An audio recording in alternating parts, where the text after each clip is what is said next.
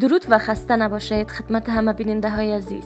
قسمی که در درس قبلی درباره اسناد مورد ضرورت برای ساختن اکانت در آمازون پرداختیم، در این بخش درباره مدل های تجارتی میپردازیم.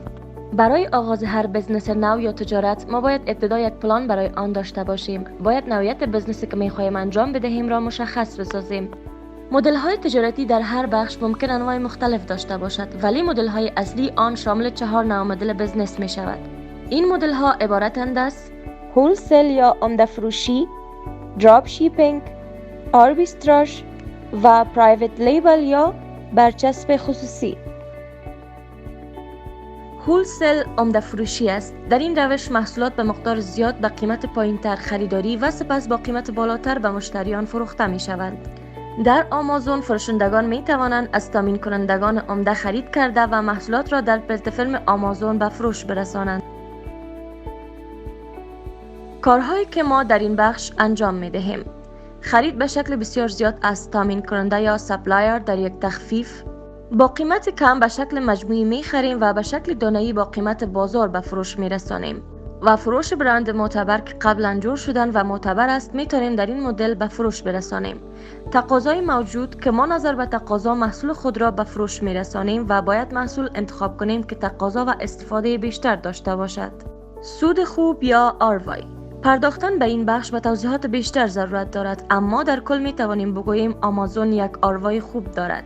صرفه‌جویی در زمان و هزینه بسته‌بندی نیاز به بسته‌بندی خودی نداریم و خود آمازون این کار را انجام می‌دهد. دراپ شیپینگ یک مدل است که هم در آمازون هم در بیرون از آمازون استفاده زیاد دارد.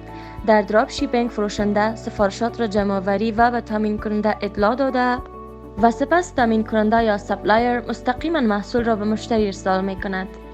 و این مدل برای کسانی که تازه شروع کردن بسیار مدل خوب است و به سرمایه زیاد نیاز ندارد. و شما نیاز ندارید که محصولات را از پیش بخرید. بسیار گزینه عالی برای کارآفرینان تازه کار. سرمایه اولیه کمتری لازم است. برای آغاز کردن خیلی آسان است. گسترش آسانتر دارد. ما در این قسمت محصول را خریداری نمی کنیم، اما به فروش می رسانیم. سوال اینجاست که وقتی ما محصول را خود ما در پیش خود نداریم چگونه به فروش می رسانیم؟ پس در فصل دوم ویدیوهای ما را از دست ندهید. ریتیل آربیتراژ. در این روش شما کالاها را به قیمت ارزان در تخفیف از فروشگاه‌های خرده فروشی یا سایت‌های تجارت الکترونیکی می خرید و سپس آنها را با قیمت بالاتر در آمازون به فروش می رسانید. یک پروسه است که محصول در زمانی که قیمتش پایین باشد خریداری می شود و بعداً که قیمت بالا رفت یا رو به صعود رفت به فروش می رسانیم.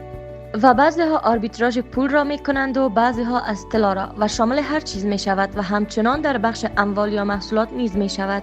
آربیتراژ یک استراتژی سرمایه گذاری است که در آن سرمایه گذار به طور همزمان دارایی را در بازارهای مختلف خرید و فروش می کند تا از تفاوت قیمت بهره برداری و سود کسب کند.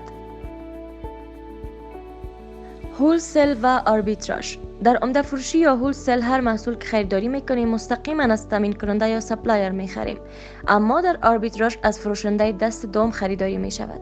به طور مثال یک شخص وارد کننده وسایل هوشمند است، اما شرکت وسایل هوشمند ندارد و وسایل را از تامین کننده خریده است و زمانی که محصول را از فروشنده دست دوم خریداری کردیم آربیتراژ میگویند. عمده فروشی و آربیتراژ دو مدل تجاری متفاوت هستند که در زنجیره تامین کالاها و خدمات نقش دارند. در این روش کالاها یا خدمات به مقادیر زیاد و با قیمت پایینتر از قیمت خرده فروشی به فروشگاه‌ها یا تجار به فروش می‌رسد. پرایوت لیبل، برچسب خصوصی. در این روش فروشگاه‌های آنلاین محصولات را با برند خودشان تولید و فروش می‌کنند. در آمازون فروشندگان می توانند از تولید کنندگان چینی محصولات را با برچسب خودشان سفارش دهند و آن را در آمازون بفروشند. یکی از بهترین مدل های بزنس در آمازون است. برچسب خصوصی آمازون جایی است که یک سازنده محصول ایجاد می کند که سپس به شرکت دیگر بفروشد تا آن را با نام تجارت خود در آمازون به بازار عرضه و فروش کند. فواید بزنس شخصی یا پرایوت لیبل. تجارت از خود شما است. در برچسب خصوصی آمازون شما نام تجارت خود را دارید و می توانید برند خود را ایجاد و توسعه دهید. در دیگر مدل های تجاری شما از نام تجارت دیگران استفاده می کنید و نمی توانید برند خود را بسازید. سود. در برجسته خصوصی آمازون شما می توانید حاشیه سود بالاتری داشته باشید چون قیمت خود را تعیین می کنید و رقابت کمتری دارید. در دیگر مدل های تجاری شما ممکن است حاشیه سود کمتری داشته باشید چون قیمت را نمی توانید کنترل کنید و رقابت بیشتری دارید. سفارشی سازی. در برچسب خصوصی آمازون شما می توانید محصول خود را سفارشی کنید و ویژگی ها، رنگ ها، بسته‌بندی و طراحی را انتخاب کنید. در دیگر مدل های تجاری شما محصولات را به شکلی که تولید شده‌اند می خرید و فروش می کنید و نمی توانید آنها را تغییر دهید. کنترل. در برچسب خصوصی آمازون شما کنترل خلاقانه بر لیست آمازون دارید و می توانید عنوان، توضیحات، عکس ها و بررسی ها را مدیریت کنید. در دیگر مدل های تجاری شما ممکن است کنترل کمتری بر لیست آمازون داشته باشید و باید از اطلاعات موجود استفاده کنید.